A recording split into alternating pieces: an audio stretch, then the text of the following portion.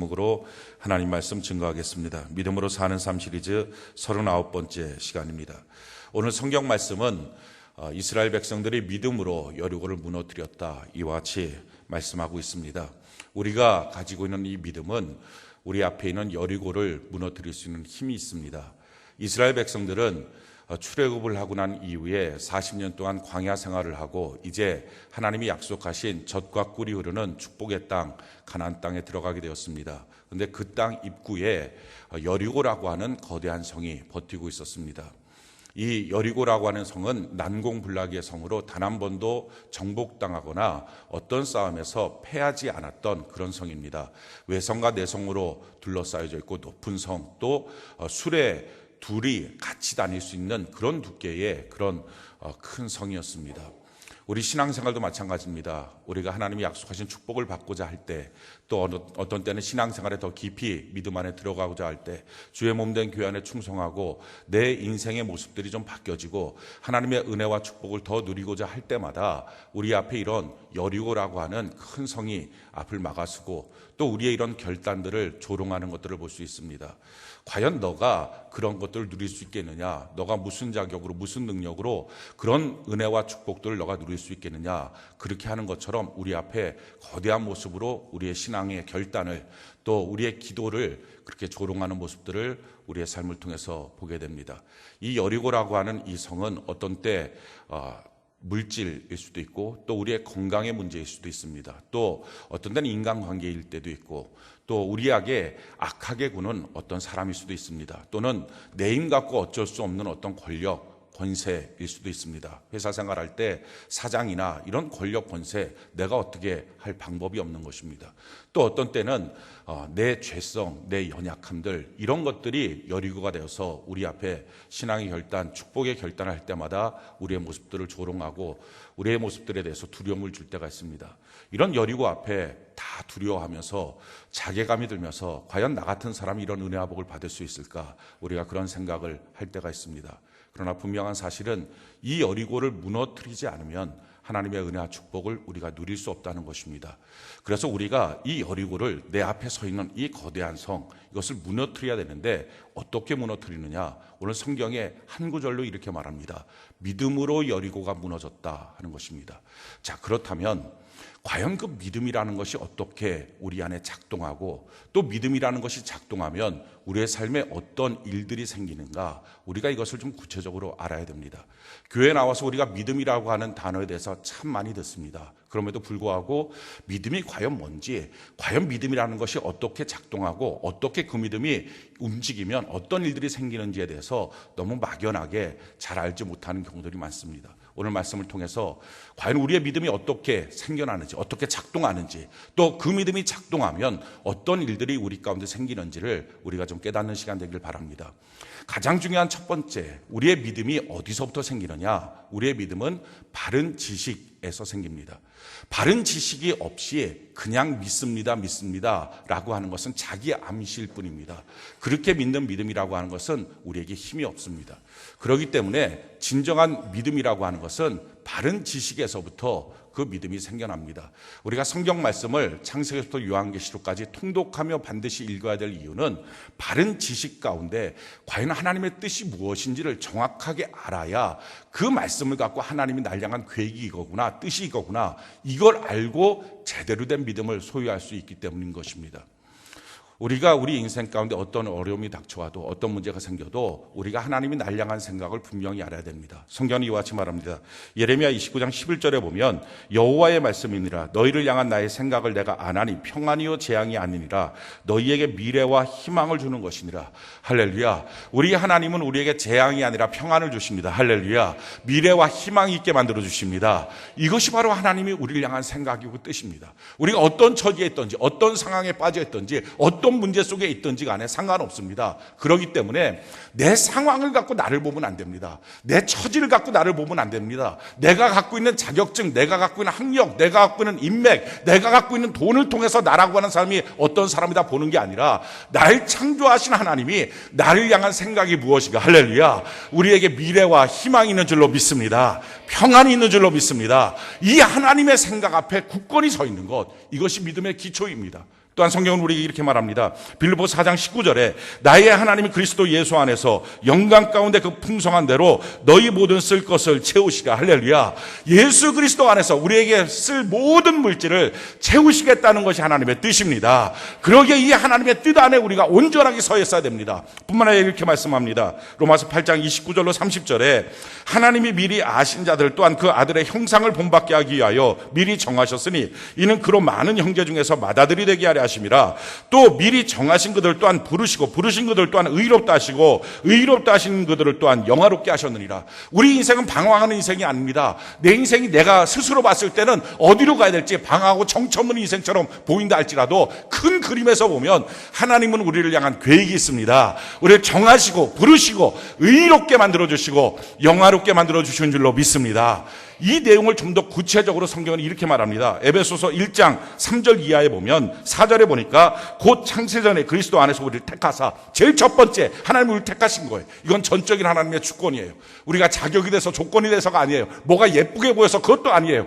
그냥 하나님이 그 은혜와 사랑으로 우리를 택하여 주셨습니다. 택하신 하나님이 뭘 하셨는가? 5절에 보니까 그 기쁘신 뜻대로 우리를 예정하사 하나님의 기쁨 가운데 우리의 인생길을 계획 세워놓으셨다는 거예요. 예정해 놓으셨다는 거예요. 우리 인생길 그냥 가는 게 아니라 하나님의 정해놓은 프로그램이 있다는 거예요. 그 길로 지금 우리가 걸어가고 있다는 거예요. 그러니까 저와 여러분들이 그 하나님이 정해놓으신 계획 중에 어디쯤에 우리가 지금 걸어가고 있는 것입니다.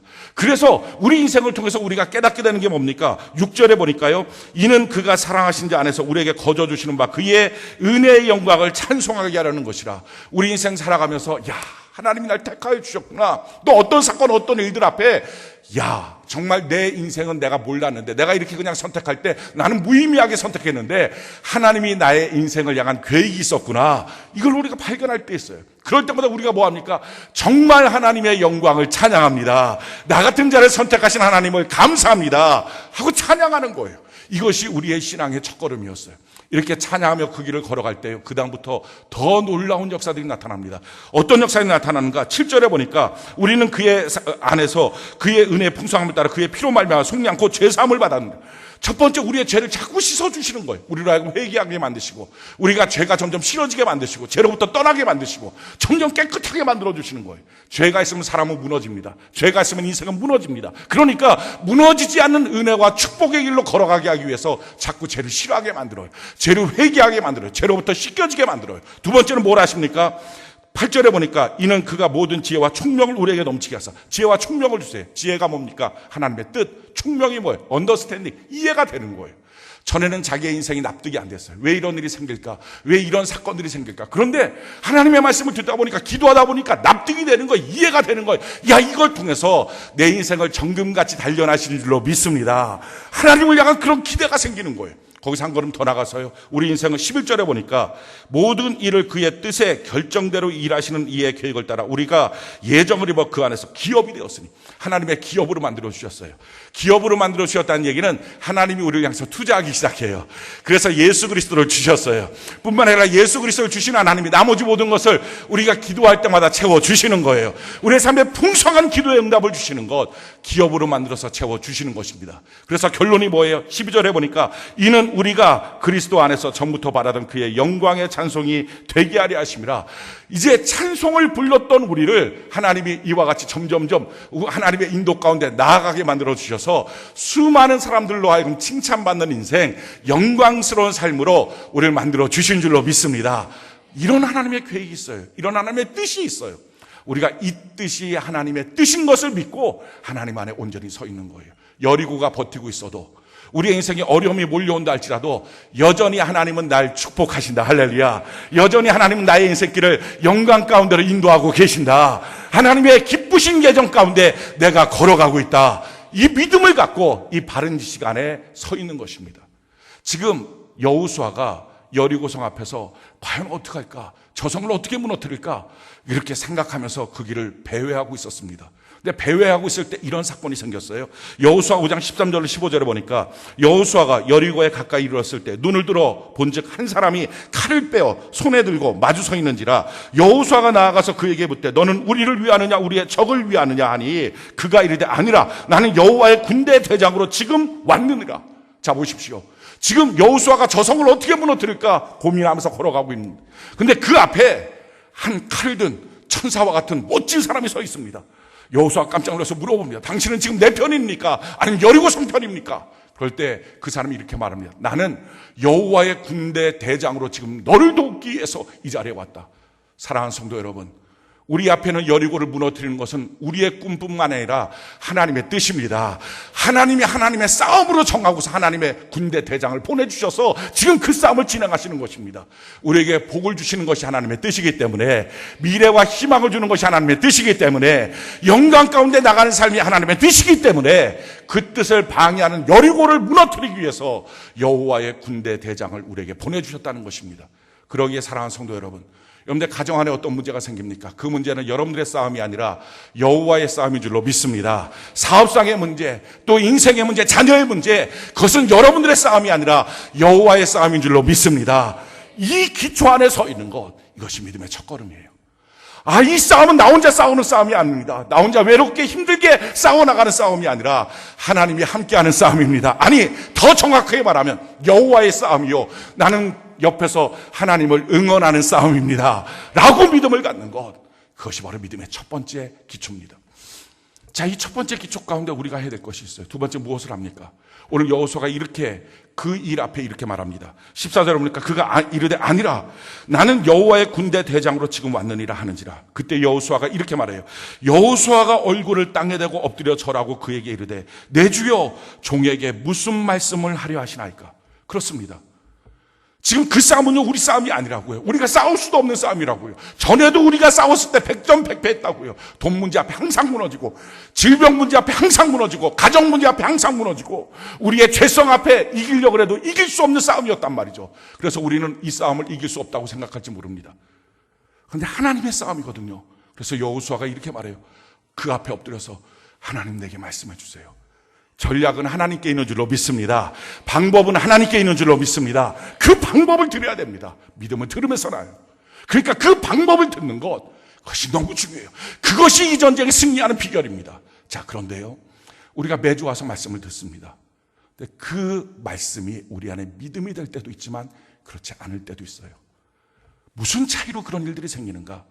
그 다음에 우리 하나님이 명령하신 한 가지 조건이 있다는 것입니다. 15절 뭐라고 말합니까? 우리 같이 한번 읽어볼까요? 여호수아 5장 15절 같이 한 목소리 시작. 여호와의 군대 대장이 여호수아에게 이르되 내 발에서 신을 벗으라. 내가 선 곳은 거룩하니라 하니 여호수아가 그대로 행하니라. 자, 말씀을 듣는데 조건이 있다는 것입니다. 너 발에서 신을 벗어라 하는 거예요. 자, 신을 벗어라 하는 것은 무슨 말입니까? 지금 신을 신고 뭘 했습니까? 걸어 다닌 거예요. 신발 신고 걸어 다녔던 내 길, 그게 뭐라고요? 그게 이력서예요. 내가 지금까지 걸으면서 밟았던 역사, 이게 이력서거든요. 내 신을 신고 걸었던 길, 그게 내 이력서예요.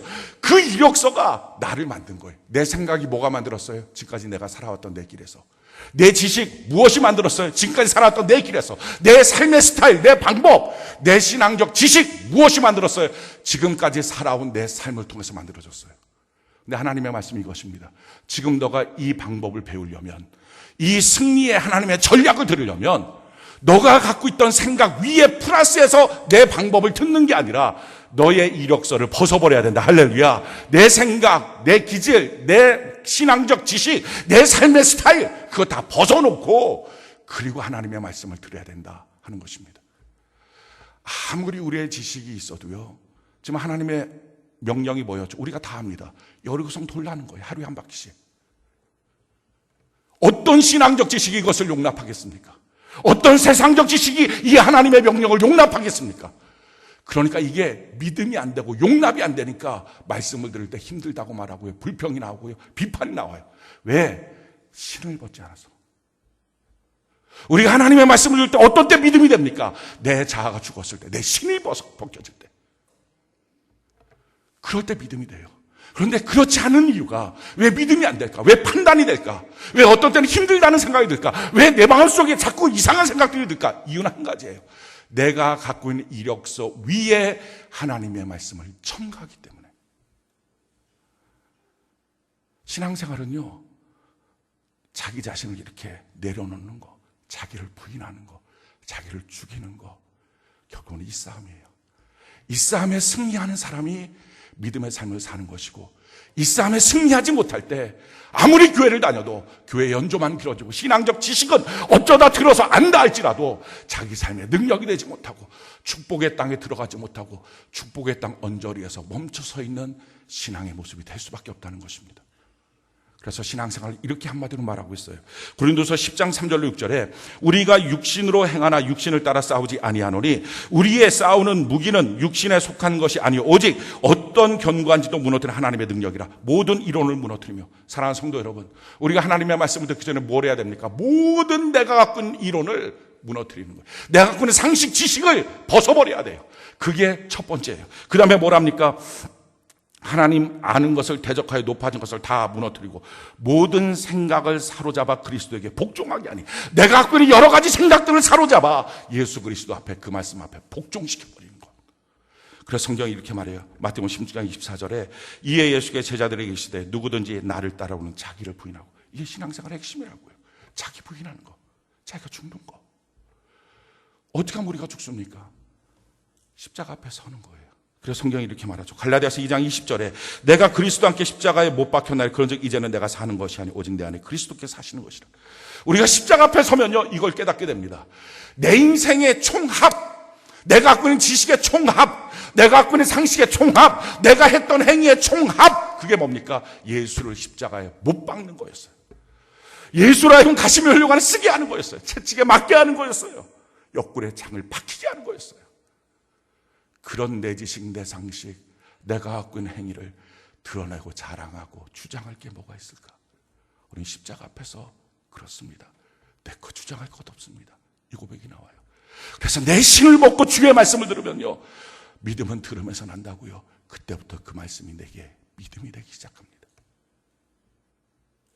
우리 신앙생활 말씀이 믿음이 되지 않는 이유, 말씀이 갈등이 되는 이유, 내가 갖고 있는 상식 위에 말씀을 더하니까. 우리가 내 신을 벗어버리고 그나서 말씀을 들으면 믿음이 되거든요. 그럼 그 믿음이 작동하기 시작하면 그 다음부터 나타나는 현상이 있어요. 그 사람 믿음으로 사는 사람인지 아닌지를 나타낼 때 볼 수 있는 아주 중요한 바로미터가 있어요. 두 가지가 나타나요. 믿음이 작동하면 나타나는 현상. 제일 첫 번째예요. 순종이 너무 쉬워요. 사실은요, 순종은 하나도 안 어려워요. 많은 사람들이 순종하기가 힘들다 그래요. 순종하는 게 십자가 짐같이 고생이라 그래. 아니에요. 순종처럼 쉬운 게 어디 있어요. 생각해 보십시오. 이스라엘 백성들이 아침에 일어나서 이스라엘 백성 전체가 다 여리고성 한 바퀴 도는 것, 이 행위만 놓고 봅시다. 이게 힘들어요? 이게 힘든 일입니까? 너무 쉬운 거예요. 노아 보고 120년 동안 산꼭대기에다가 방주 지어라. 그 행위만 놓고 보자고. 아침에 일어나서 딴 거 생각할 것도 없어요. 나무 패 갖고 못 박아갖고 방주 짓고, 또 그 다음날 방주 짓고, 그 다음날 방주 짓고. 뭐가 어려워요, 행위가. 근데 이게 어려운 이유가 뭡니까? 한 번도 비를 본 적이 없어요. 하늘에서 비가 쏟아진 적이 없던 시대가 노아 시대입니다. 그런 노아에게 하늘에서 물이 쏟아질 거야, 비가 쏟아질 거야, 그러니까 산꼭대기다 쳐. 그 말이 납득되는 게 안 되는 거예요. 그 말에 동의가 안 되는 거예요. 쉽게 말하면 그 말을 믿지를 못하는 거예요. 그러니까 행위가 어려운 거예요. 성토라, 이것처럼 쉬운 게 어디 있어요? 순종은 다 쉽다고요. 그런데 그렇게 돈다고 과연 성이 무너지겠어? 라고 하는 자기의 지식, 이 지식이 살아있으니까 돌라고 하는 그 말이 자꾸 힘든 거예요. 순종은 너무 쉬워요. 11조가 힘듭니까? 요즘 유치원 애들도요, 나누기 다 하고요, 곱하기 다 해요. 자기 들어온 수입이 얼마든지 그 수입의 10분의 1을 떼어서 하나님께 드린다. 아니, 이 행위만 놓고 보자고. 이게 힘듭니까? 안 힘들어요. 근데 이게 힘들다고 하는 이유가 뭡니까? 동의가 안 되니까, 11조에 대한 믿음이 안 생기니까 11조 드릴 때 아까운 마음이 생기고, 11조 드리는 순간에 과연 이걸 드리고 나면 내 삶이 될까? 여러 가지 복잡한 생각들이 다 들어가니까, 다른 말로 뭐합니까? 11조에 대한 믿음이 안 생기니까 11조가 힘든 거죠. 행위만 놓고 보십시오. 순종이 어렵습니까? 순종은 하나도 어렵지 않아요. 주일 성수가 어렵습니까? 아니에요. 주일날 나와서 예배드리고 나오는 거, 이거 뭐가 힘듭니까? 하나도 안 힘들어요. 근데 뭐가 힘들어요? 주일날 나오기 위해서 약속을 내가 하지 않고 끊어버려야 되고, 내가 다른 중요한 거 다 내려놓고 하나님 앞에 나와서 예배드리고 내 성전에서 예배드린다. 이 사실이 내 마음속에 동의가 안 되고, 이 사실 앞에 내 헌신이 동의가 안 되니까 억지로 나오니까 이게 몇 번 나오다 안 되고, 몇 번 나오다 안 되고, 그게 되는 거예요. 결국은요, 믿음이 움직여가는 거거든요. 믿음이 되면 되거든요. 11조 어떻게 하면 돼요? 11조 믿음이 있으면 쉬워요. 할렐루야.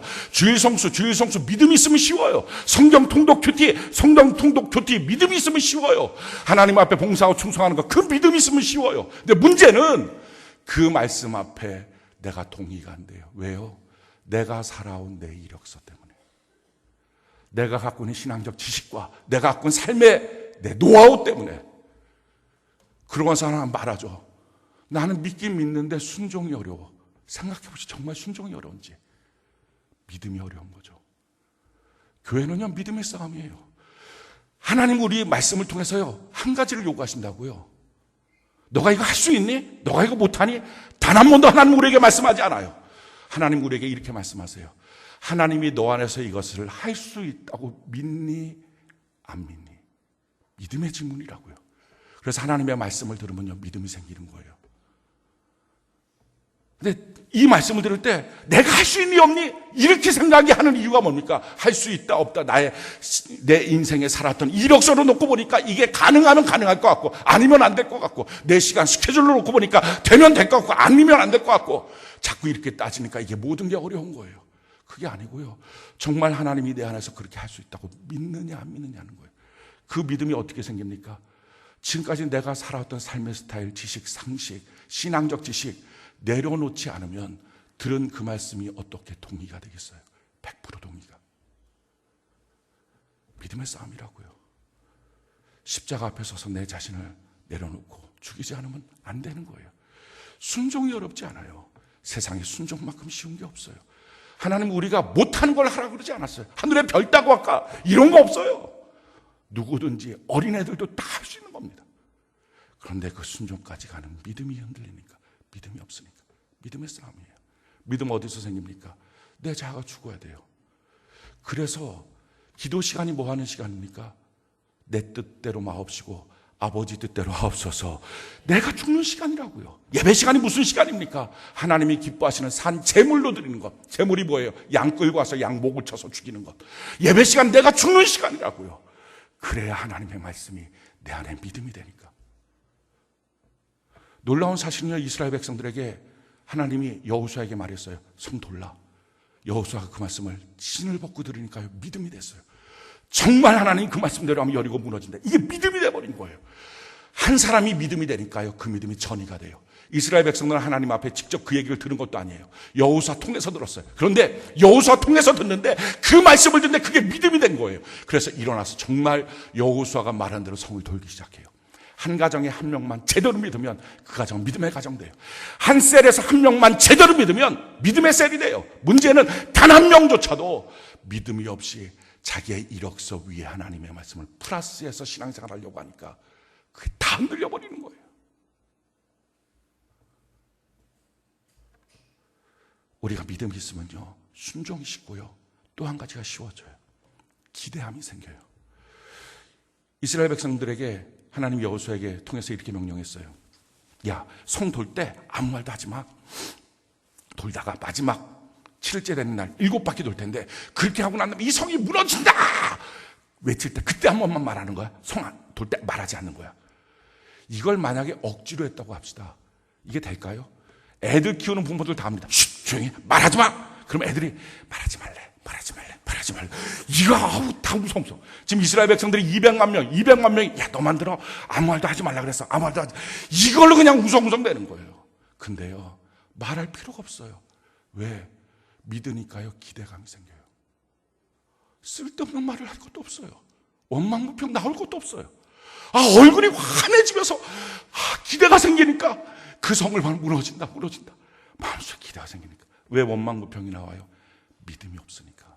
믿음이 작동하지 않았어. 믿음은요, 그냥 대충 나 믿어 라고 하는 지식이 아니라고요. 내 이력서를 보고 주의 말씀은 내 가슴에 딱 박히는 그 레마의 말씀, 그게 믿음이라고요. 그게 되니까 꿈이 나와요. 기대가 나와요. 말하지 말라. 그거 얘기할 필요도 없어요. 마지막 순간에 외치라. 말할 수 있는 때 말할 내용을 말하고요, 말하지 않을 내용은 생각도 안 나는 거예요. 그 소망의 사람, 은혜의 사람이 돼요. 믿음이 있으면 순종이 쉽고요, 믿음이 있으면 꿈과 소망이 쉬워요. 근데 이 믿음은 내 자아를 내려놔야 돼요. 내 자아가 죽어야 돼요. 사랑하는 성도 여러분, 저도 그렇고 여러분도 그렇고요. 우리가 예수님 믿게 됐던 그 어느 날 사실은 대부분의 사람들은 자기 인생에 큰 일들이 있었을 거예요. 어떤 사람 병으로, 어떤 사람 가슴의 우울증으로, 어떤 사람 자녀 문제로, 어떤 사람 인생의 진로로, 어떤 사람 물질 문제로, 정말 자기가 어떻게 해결할 수 없는 인생의 막다른 골목 앞에 왔을 때 내 자신의 노력이라는 게 아무것도 아니구나, 이게 어느 순간 깨지는 거예요. 그러고서 교회 나오고 예수님을 만났을 거예요. 그리고 예수 믿고 구원받았을 거예요. 맞아요. 내가 감당할 수 없는 큰 슬픔, 큰 아픔, 큰 고통에 밀려오면요, 내 자신을 부인하기가 쉬워져요. 내 자신이 부인되니까 예수님이 우리의 구세주입니다 하는 말씀 믿어지는 거예요. 그렇게 신앙생활 했다고요. 그런데 우리가 또다시 신앙생활의 믿음의 축복의 경지로 더 들어갈 때 또 옛날처럼 맞아야 할까요? 또 옛날처럼 병들어야 할까요? 또 옛날처럼 가난해지고 또 옛날처럼 인생이 무너져야 할까요? 우리 사랑의 하나님은요, 우리에게 그렇게 하기를 원하지 않는 거예요. 우리에게 하나님이 원하신 건 이거예요. 기도 시간에 죽었으면 좋겠다, 예배 시간에 죽었으면 좋겠다, 이걸 원하신다고요. 환경적으로 맞고서 또 쓰러지는 인생이 아니라, 거기서 깨닫는 인생이 아니라. 그래서요, 우리는 내 자아가 죽는 법을 배워야 돼요. 기도 시간에 내 자아가 죽는 법, 말씀을 읽으면서 내 자아가 죽는 법, 예배 시간에 내 자아가 죽는 법, 이걸 배워야 돼요. 이걸 가르쳐주기 위해서 하나님이 주신 게 두 가지가 있어요. 하나는 교회고요, 하나는 가정이에요. 교회에 왜 다닙니까? 하나님의 은혜와 복을 받기 위해서. 근데 은혜와 복을 받기 위해서 그 전에 반드시 해야 될 게 있죠. 내 자아가 죽어야 은혜와 복을 받죠. 내 자아가 살아있다면 어떻게 은혜와 복을 받겠어요? 그래서 교회 생활은요, 한마디로 말하면 내 자아가 죽는 시간이에요. 봉사하는 이유, 내 자아가 죽으라고. 예배드리는 이유, 내 자아가 죽으라고. 찬양하는 이유, 내 자아가 죽으라고. 성도와 교제하는 이유, 내 자아가 죽으라고. 내 자아가 죽은 거 참는 게 아니고요, 양보하는 게 아니고요, 내 자아가 죽는 것을 배우기 위해서. 가정도 마찬가지입니다. 가정 왜 꾸렸습니까? 행복하기 위해서. 근데 행복하기 위해서 그 바로 전에 꼭 해야 될 게 있죠. 내 자아가 죽지 않으면 어떻게 행복합니까? 남편도 아내도 바짝바짝 자기가 살아있으면 결국 끝은 이혼 아닙니까?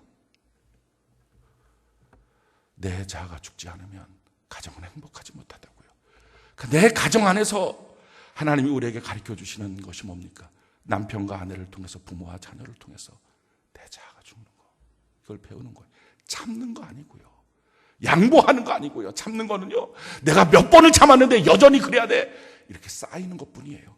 그거 말고 내 자아가 죽는 법, 이걸 배워서 주님 앞에 나와 기도할 때, 하나님, 내 자아 참 쓸모없습니다.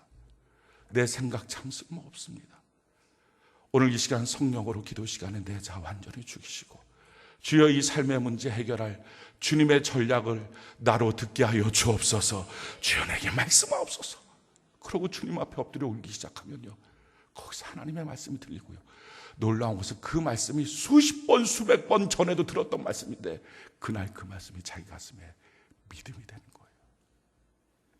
그때부터 역사가 나타나요.